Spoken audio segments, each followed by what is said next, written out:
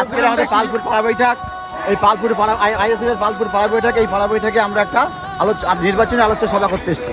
আগামী 29 এপ্রিল আসছে দিন খামচিহ্নে ভোট দিন।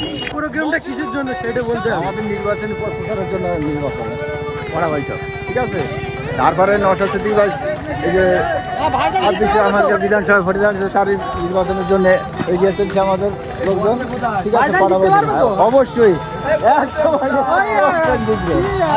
তৃণমূলের বিসর্জন এবারে বিসর্জন, ঠিক আছে।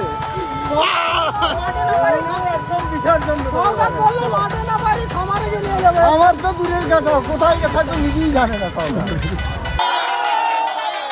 বলছি আজকে এত মানুষের সমাবেশ কি কারণটা কি বুঝতে পারছি না। আসলে আমরা আজকে সন্ধ্যার পরে একটা আলোচনার বিষয় আছে, সামনে 29 এপ্রিল আমাদের একটা বিধানসভা নির্বাচন আছে, সবাই জানে।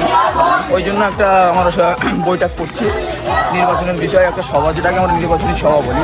সেই বিষয়ে এখন এতগুলো লোক নিয়ে আমরা যাচ্ছি, খুব ভালো আমাদের প্রভাব এখন দেখা যাচ্ছে।